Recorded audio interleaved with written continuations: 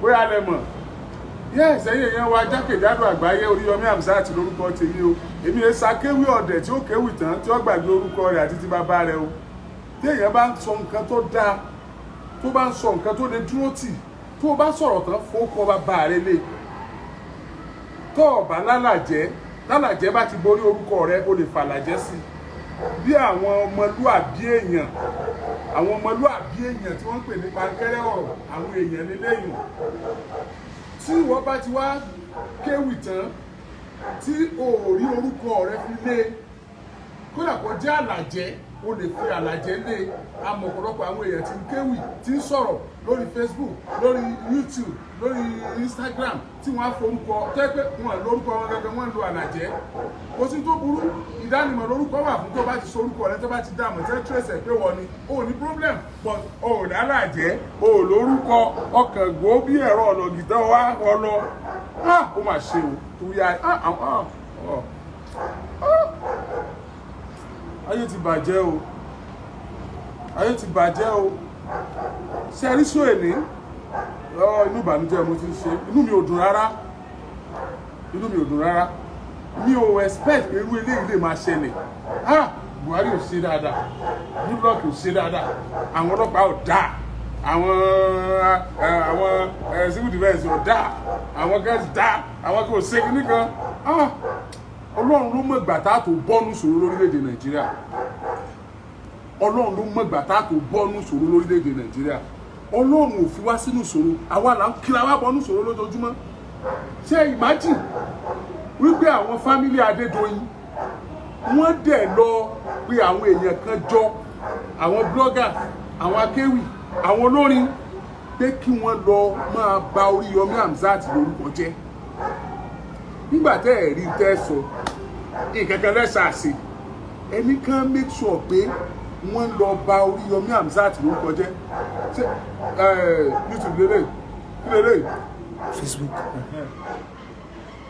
kán lọ ba Oríyọmí Hamzat lórúkọ jẹ́ kán make sure pé parọ́ mọ́ tó bá ti wá parọ́ mọ́ Oríyọmí Hamzat wọ́n á wá rí pé ó máa reply àwọn tó parọ́ tó bá ti wá reply àwọn tó parọ́ ẹ parọ́ tó tóbi mọ́ tó lágbára tí lọ́yẹ̀ bá ti pọ̀ ó kò ní hesitate láti sue ẹni tó parọ́ yẹn tó bá ti wá sue ẹni tó parọ́ yẹn àwọn wà gbowó fún ẹni tí Oríyọmí Hamzat sue yẹn wá jọ máa fà á ní court in the process náà bá ń fà á Oríyọmí Hamzat ò ní lè concentrate lórí issue Timothy mọ́ ẹ get it wrong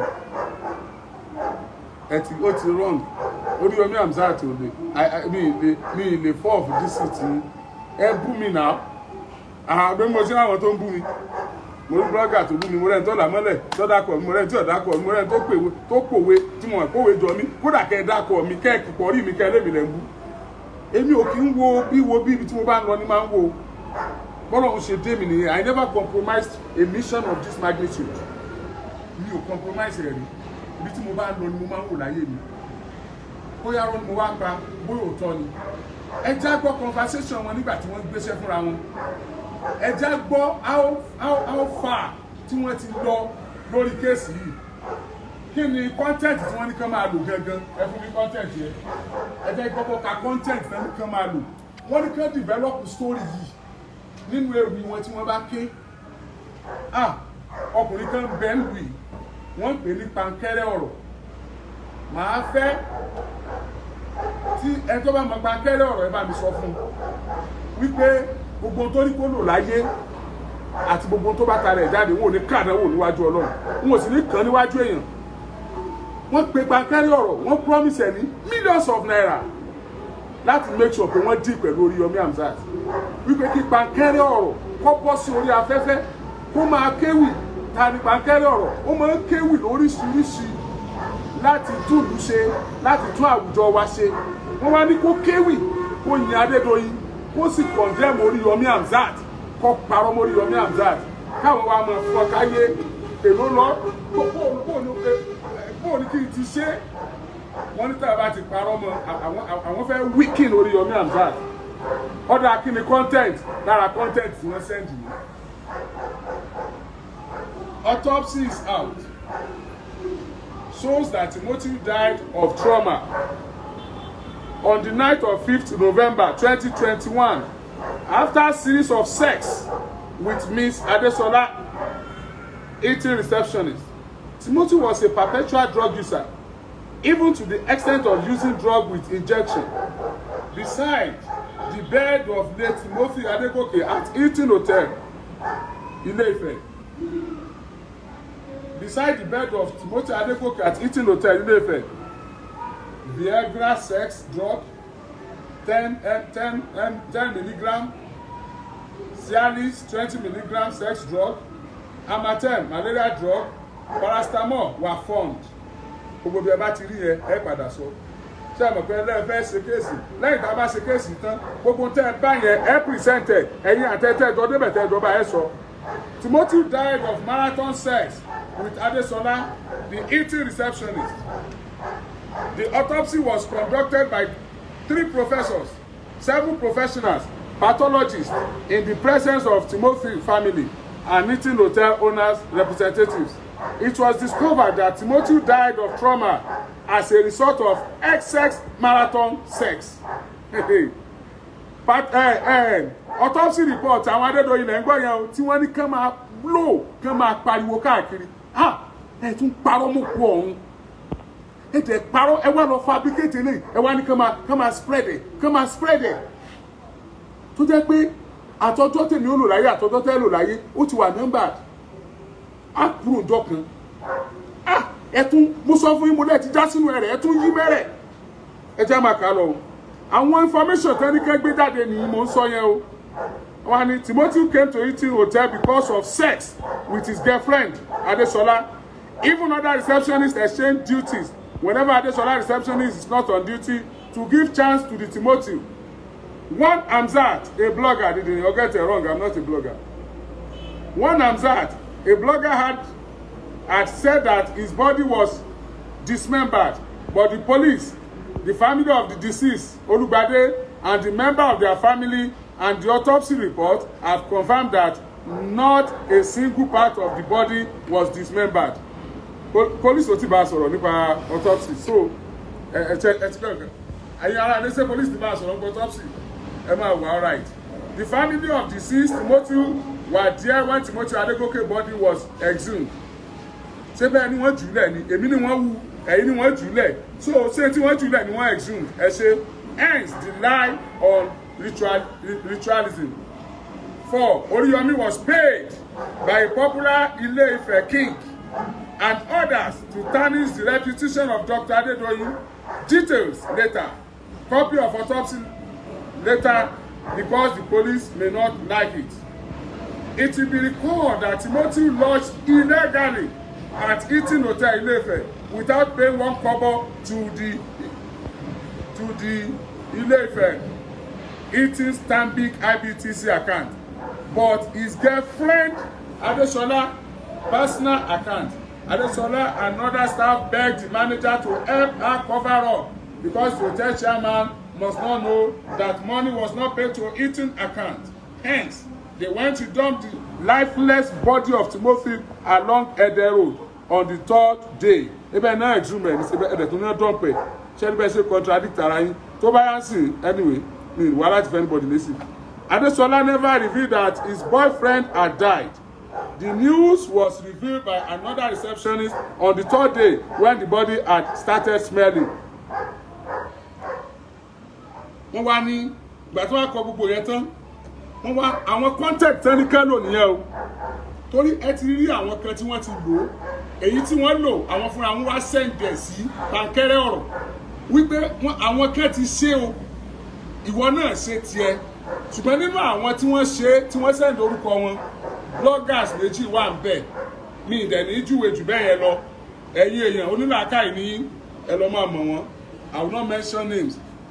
But ìkan bẹ nínú wọn tí màá dárúkọ rẹ̀ òun ló ṣe mísíkì tó dùn tẹ́ ń ṣe pé fún yẹn ẹnìkan ní orí rẹ̀ ìdẹ́wà dùn ohun rẹ̀ dùn ohun ewì ké dáadáa o ṣùgbọ́n next episode ẹ ọ̀run ló ti lọ ṣe next album ẹ àwọn èèyàn sọ bí tí àkókò bá ti tó àkókò ti tó nìyẹn there is no space for wicked àkókò ti tó nìyẹn now wọ́n wá sọ pé tọ́pìkì tí kí wọ́n gbé táìtù tí wọ́n fi bú mi tí wọ́n fi bà mí ló kọjá ni lórí irọ́ wọ́n text gbogbo ẹ̀ sí ni o pé tọ́pìkì tẹ́ fi bú ni lórí irọ́ now wọ́n wá pọ̀ orúkọ ẹ̀ pàǹkà ni o ó yà wá bẹ́ẹ̀ ní àtẹ̀lẹ́ wọ́n bá ti flag ẹ̀yìn ẹ̀mọ́ lọ́ọ̀fù Fọlákẹ́ Adédoyin ó gbàgbé pé òun àti Pankẹ́rẹ́ ọ̀rọ̀ ti ní discussion years back tí wọ́n pe Pankẹ́rẹ́ ọ̀rọ̀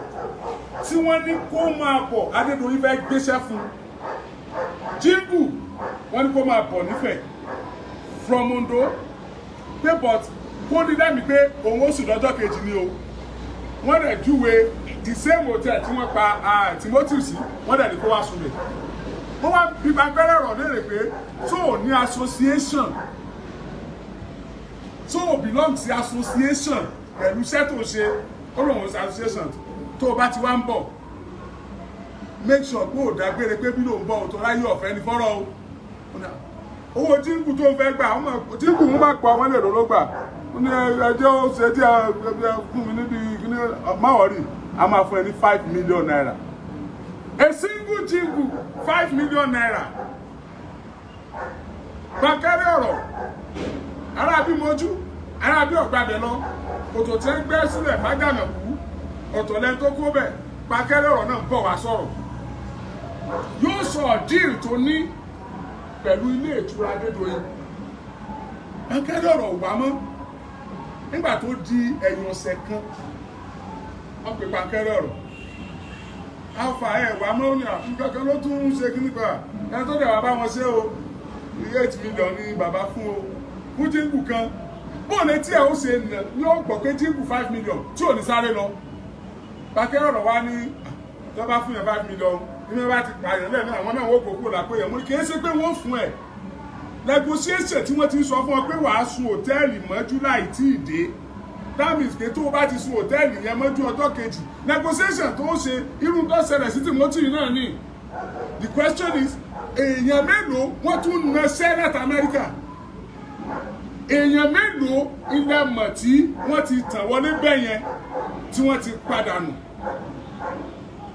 ẹ̀yin lẹ béèrè fún o ọ̀ya ẹja gbọ́ èwo ni ká kàn lọ gbọ́ ń bẹ̀ ẹja gbọ́ negotiation ẹni tí Sherifat Fọlákẹ́ Adédoyin àbúrò Dr. Abdulrahman Adédoyin iṣẹ́ tó rán negotiation wọn ẹja gbọ́. Ọ̀dọ̀ àdúgbò nípa Fọlákẹ́ Adédoyin. Láti ọ̀dọ̀ àti Fọlákẹ́ Adédoyin. ẹja sún ẹbí bẹ́ẹ̀. Nílé yìí. Wọ́n fẹ́ kẹ́ bá wọn kàn wọ́n jí. Sọ́kọ́sẹ́ yóò kè. Ọ̀dọ̀ àdúgbò nípa Fọlákẹ́ Adédoyin. Láti ọ̀dọ̀ àti Fọlákẹ́ Adédoyin àbí? Lóyè. Nílé yìí. Ọ̀dà sà. Wọ́n fẹ́ kẹ́ bá wọn kàn àwọn fídíò kan àtàwọn ewì kankan ní. Ọ̀dà. Ìdí èlò ló máa jẹ́. Ẹ jẹ́ kí n àwọn nǹkan tó ní pé ká sọ ń bẹ̀ ní kí n bá fi mọ̀ mú wá sí àwọn nǹkan tá a máa ṣe lórí ẹ̀. Àwọn kan wọn náà fẹ́ ká ṣe. Wọ́n bẹ̀bẹ̀ kan bí bọ̀bọ̀ yẹn padà ní bọ̀bọ̀ tó fa Ìbàdàn náà fẹ́ kan bí. Kí náà ń pè yẹn? Kí ni orúkọ ẹ̀ náà? Oríyọmí. Ìyẹn lóhùn tẹ̀ ń jẹ́ tó wà ológun dúdú. Ara Oríyọmí. Oríyọmí àbí? Náà fẹ́ kan bí kò tó lógun dúdú. Ọ̀dà. Mo ti gbọ́. Pàápàá ìbẹ̀rẹ̀ tí bá ti wo iye tó máa cost. Ok, ní kíkẹ́ fún mi. Kò sí wàhálà. Ọ̀dà sà. Ẹ ṣeun.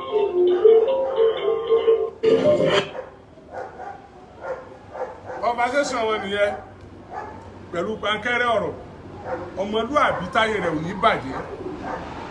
Pankẹ́rẹ́ ọ̀rọ̀ wá rò pé ẹyin dáadáa ní màá yìí òdodo ní màá yìí sọ ó wá pè mí ó wá sọ àwọn ọ̀rọ̀ kan fún mi bọ́yọ̀ lálẹ́ ìgbọ́ yẹn nígbà táwa jọ sọ̀rọ̀ yẹn wá ní pé ṣé kò ń sọ fún mi etí àwọn tí ń ṣe tí mò ń ṣe òfin pọ̀ nìyẹn o mo ní wáì ó ní táwọn tí ń ṣe ó ní tó fi jẹ́ pé ó ní kí n wò ó ní lẹ́yìn àwọn tí ò sí Nàìjíríà tẹ́ wà lábroad ó ní àwa mélòó la wà Nàìjíríà tá a pọ̀ sùn kéèsì yìí báyìí back to back àti pé èèyàn mélòó ni mo rí tó máa ń pọ̀ sùn kéèsì back to back pé torí ó ṣẹlẹ̀ aṣágbọ̀dọ̀ get to the root of the matter mo ní èmi rò pé òun wọn láti ṣe nínú à ó ló wù wọn láti ṣe ó ló wù wọn láti ṣe ó ní tó máa ń bà wọ́n lẹ́rù ni pé tí wọ́n bá bẹ̀rẹ̀ bí wọ́n ṣe bẹ̀rẹ̀ yẹn ó ní wọ́n wá sponsor àwọn kan àwọn tó bá sponsor yẹn bí ó lè jẹ́ blogger ó lè jẹ́ akéwì ó lè jó lórin wọ́n wá máa bú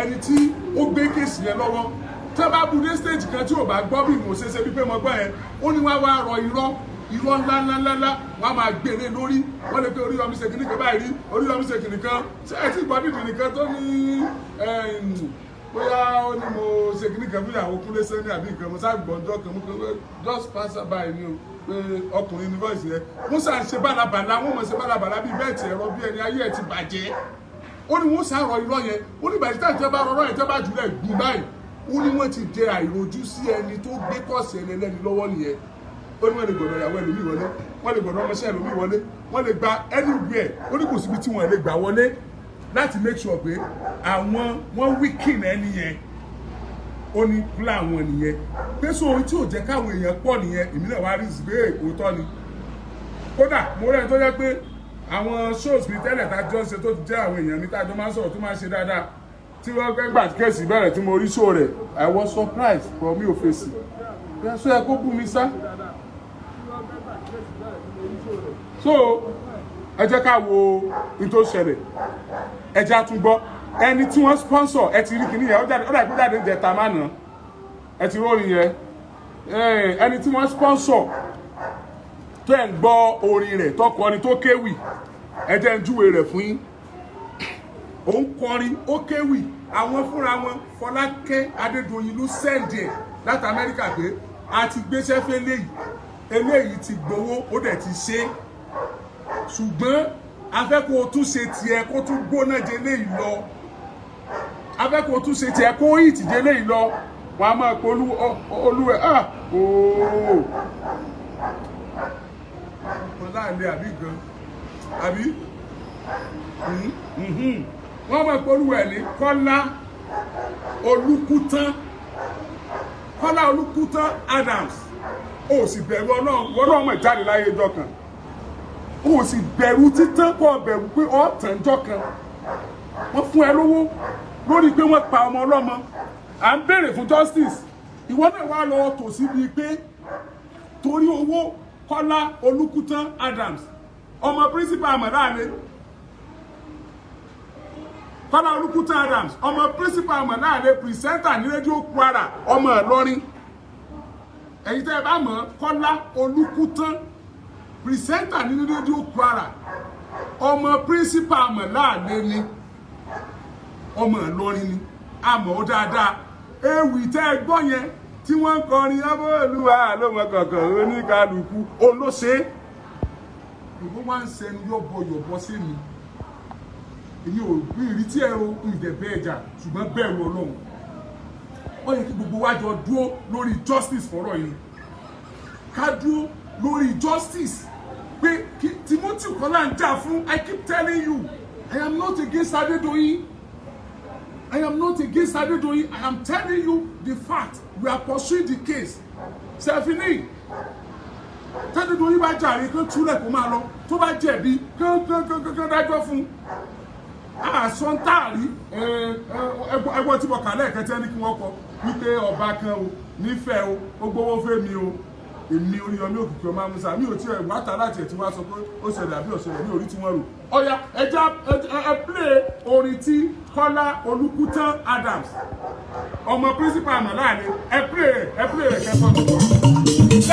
Ọba Olúwa tẹ́ bá ti gbọ́ orin tẹ́ gbọ́ ewì yẹn ó ní o. Ọba Olúwa ló mọ kọ̀kọ̀ oníkálukú.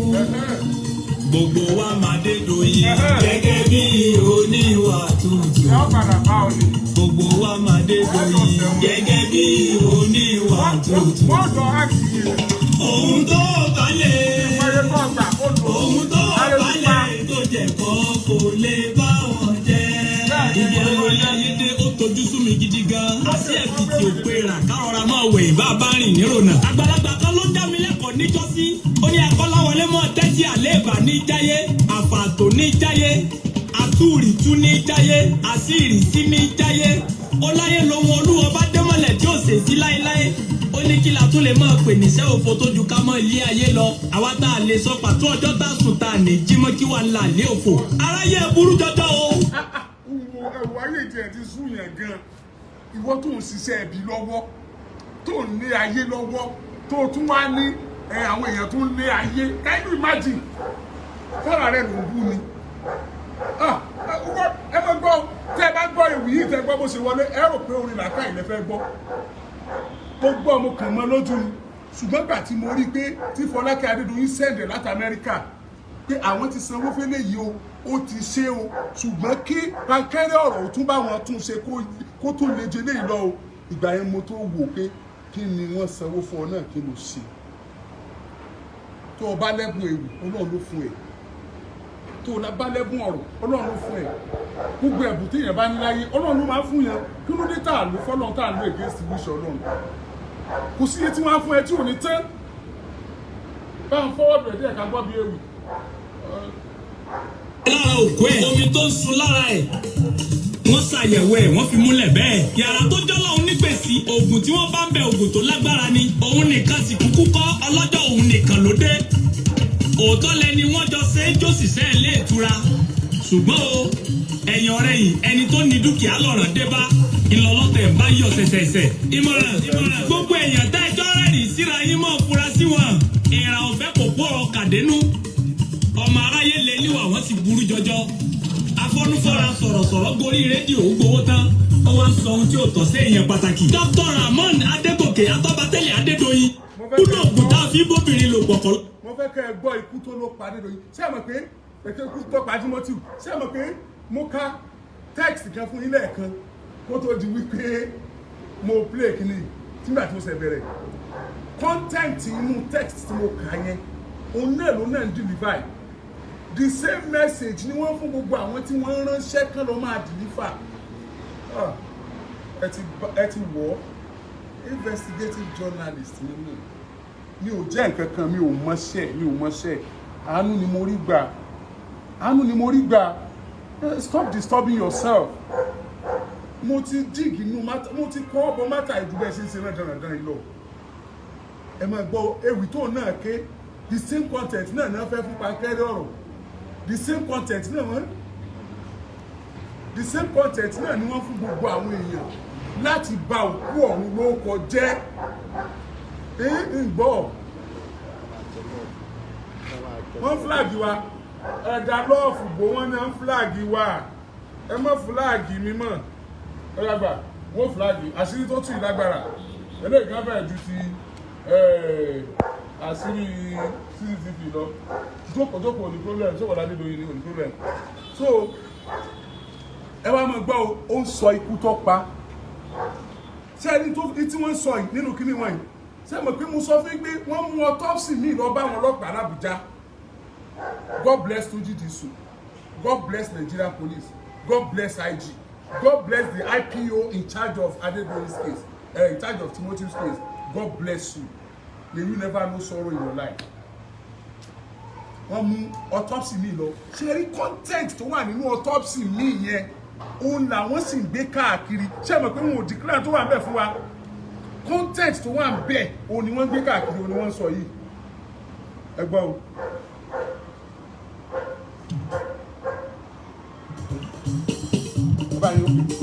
Ọba Olúwa ló mọ kọ̀kọ̀ oníkálukú. Ọba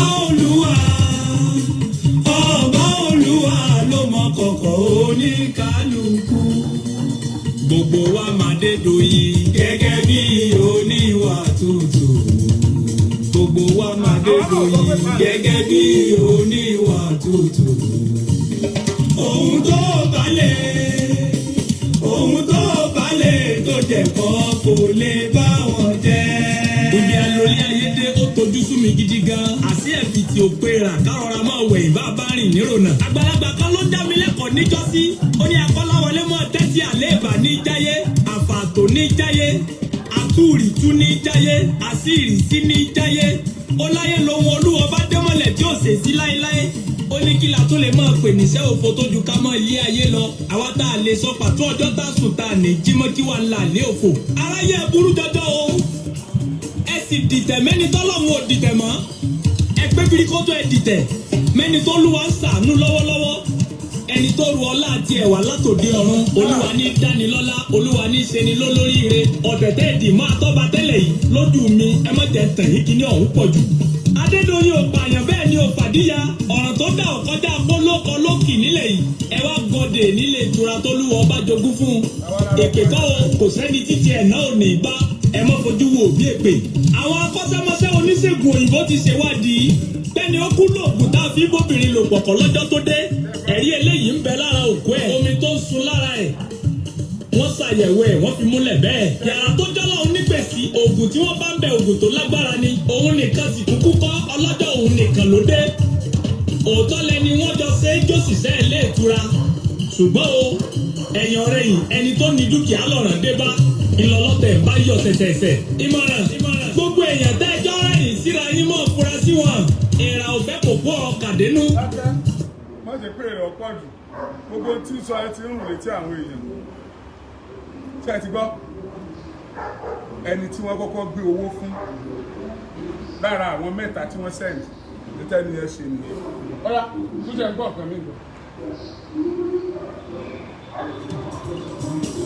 ẹ kúrò lórí ewu nìyẹn ẹlọ́kùnrin. ewu wọn tó ṣe tẹ́lẹ̀ lélẹ̀ so wọ́n sẹ̀ǹdẹ̀ sí mi wọ́n ní kí n ṣe tó ju eléyìí lọ so that greens parọ́ ṣoríṣiríṣi so wọ́n ti sẹ́ǹdì gbogbo information tá sẹ́ǹdì sí mi òun ni mo sẹ́ǹdì sí yín sà ṣe é gbọ́ sà. ewu wọn tó ṣe tẹ́lẹ̀ lélẹ̀ so wọ́n sẹ̀ǹdẹ̀ sí mi wọ́n ní kí n ṣe tó ju eléyìí lọ so that greens parọ́ ṣoríṣiríṣi so wọ́n ti sẹ́ǹdì gbogbo information tá sẹ́ǹdì sí mi òun ni mo sẹ́ǹdì sí yín sà ṣe é gbọ́ sà. Next one. ẹ pẹ́ fún wa o Àkànbí Pankẹ́rẹ́ ọ̀rọ̀ ló sọ̀rọ̀. lẹ́yìn tí ọba tí wọ́n lẹ́yìn tí ẹni tí Sherifat Adédoyin Sherifat Fọlákẹ́ Adédoyin ẹni tó rán lẹ́yìn tó jíṣẹ́ tán ó wá sọ fún pé iye tó wọ́n gbà ní ìyẹn jù sí wọn pé wọ́n gba 1.5 million wọ́n bá Sherifat Adédoyin sọ ìyẹn wá sọ pé bóyá kò mọ iṣẹ́ táwọn fẹ́ kó ṣe pé owó yẹn kéré ó wá ní pé ìyẹn wá ní èrò lórí owó bí kéwì tó ń ṣe ó wá ní pé kó má wọrí ìgbà tó ti wá sọ fún ìyẹn wá ní pé ok má wọrí for start ni gradually àmọ́ gba owó kí wọ́n mọ̀ bá sá padà so at the end of the day ìgbà tí yẹn ó wá send text sí ìyẹn wá lóun ti send ẹ̀ Sherifat Adédoyin lamẹ́ríkà pé wọ́n tí ì jí tí wọ́n bá jí wọ́n ó respond padà ìgbà tí wọ́n ẹ pẹ́ fún wa o Àkànbí Pankẹ́rẹ́ ọ̀rọ̀ ló sọ̀rọ̀.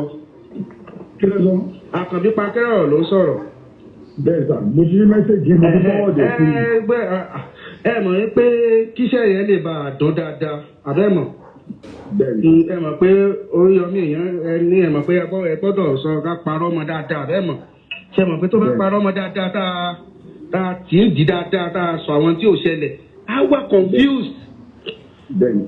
tó bá wà confused yẹn á lè gbé kéèsì yẹn dànù á wà nǹkan míì ṣe. bẹ́ẹ̀ ni iléèwé tó fi jinlẹ̀ ilẹ̀ Yorùbá sáwà á wà léèyàn burúkú nìyẹn. so tí àǹtí bá ti jí láti gbé òyìnbó fẹ́ máa pè wọ́n máa nípa wọn sọ̀rọ̀. ṣe àwọn náà bọ̀ wá Nàìjíríà bí lórí ọ̀rọ̀ yìí. wọ́n máa wà. ọ̀dà 1.5 yóò ṣe kínní ó sì máa ju yín kínní lọ tó dájú máa ṣe àwọn pírọ́jẹ̀tì mi ò bẹ̀ ṣe kọ́fì yín ò bẹ̀rẹ̀. ọ̀rọ̀ máa bí. tó bá ti ní kò sọ̀rọ̀ mi kò sí wàhálà ti sọ fún wọn ká ṣe kíákíá ni o. tó máa ti jí níbi 6 ìrọ̀lẹ́ ìjọba Amẹ́ríkà ò tí ì jí báyìí ọ̀dà kò sí wàhálà Ọlọ́run á gbàdúrà wa lọ́dà. ìyá yín ló máa weak ìyá yín ló máa wíìkì lè wíìkì mi sókùn gbà mí. Àtúrígbọ́rẹ̀ o justice for Timothy no compromise justice for Timothy wọ́n wá instigate àwọn ọlọ́pàá against mi ẹ̀yin ọlọ́pàá ẹ pé Oríyọmí ẹ̀yin ọlọ́pàá ẹ ṣe kíní kan wọ́n tún ti wá bẹ̀rẹ̀ sí náwó fáwọn pépà báyìí wọ́n ti pé dáadé báyìí mo tún rí kan rọ̀ lẹ́yìn Oríyọmí ṣe kíní kan ẹ máa flag wọn ẹ máa block wọn ẹ máa delete wọn ẹ máa report wọn ẹ máa listen sí wọn èyí péjọ òwòrán ọ̀tá ẹ̀ ó ti jẹ́ kí crowd ẹ̀ ò lè kàn sí ẹ máa já dànù ẹ máa yọ dànù ilẹ̀ yìí náà ti gbọ́ yìí o etí ara ilẹ̀ fi gbọ́ o àmọ́ tá a ṣe o lórí ipá dúró pé àwa justice dúró pé kí wọ́n padé doyin sọ padé doyin ṣẹ̀wá ìta ń béèrè ní justice ìdè ó sì wá ń hàn yín létí justice ti wá di tẹ̀ gbowó káàkiri kí wọ́n máa gbàyàn ló kọjẹ́ tó o tẹ́ bá ti gbọ́ nǹkan kan tó ní ṣe pẹ̀lú Oríyọmí pé kíníkan ṣe kíníkan Oríyọmí ṣe kíníkan ẹ̀ tí àmọ́ bó ṣe ń lọ o kẹ́ẹ̀dẹ̀ máa wo ó tún jọra wọn o òṣèlú ti fẹ́ bẹ̀rẹ̀ àwọn olóṣèlú tí wọ́n mọ̀ pé àwọn ò ní rí Oríyọmí rà tí wọ́n sì mọ stand Oríyọmí tí wọ́n mọ grand Oríyọmí tí wọ́n mọ tó lè ṣe wọ́n lè fẹ́ wò pé ẹ jẹ́ ká reduce love tó ní táwọn èèyàn ní sí ẹ jẹ́ ká dì pẹ̀lú ẹ̀mí ẹ jẹ́ ká ṣe léyìí so that ibi tó bá ti ń bá tu ẹ̀ àárọ̀ náà gba ti yín lọ ìka ẹ̀ ní rọ́nà lọ o so ẹ̀yin èèyàn wa mo fọlọ́ọ̀bẹ̀ yín o ẹ já dúró déédéé àwọn nǹkan tá à ń expect lásọ yìí àárọ̀ yìí ìnárẹ́lẹ̀ yìí mo ṣe àdúrà fún pankẹ́rẹ́ ọ̀rọ̀ ayé rẹ̀ ò ní bàjẹ́ o ò ní dìdàkudà gbogbo tó o bá lò láyé ò ní fìnira lò gbogbo ẹ̀yin tẹ̀ ń tẹ̀lé mi lórí show yìí gbogbo tẹ́ bá lò láyé ẹ̀ ní fìnira lò ọmọ yìí ò ní bọ́ há ní agbára Ọlọ́run àjọ rẹ́rìn àjọ dunnú nígbà tá a bá gba justice ni tí a bá gba justice a máa rántí Timothy láíláí ni tí a bá gba justice a ní gbàgbé àwọn ọlọ́pàá a máa celebrate wọn láíláí ni tí a bá gba justice a ní gbàgbé ẹ̀ka ètò ìdájọ́ a máa celebrate wọn láíláí ni justice for Timothy and nothing more justice for Timothy nothing more justice for Timothy that is what we stand for. Oríyọmí Hamzat lórúkọ mi ẹ ṣé mo dúpẹ́ o mo tún bọ̀ lọ́la ó kù bí kíní yẹn kù mo há díẹ̀ díẹ̀ ni mo tún gbé bọ̀ lọ́la ẹ ṣeun justice for Timothy.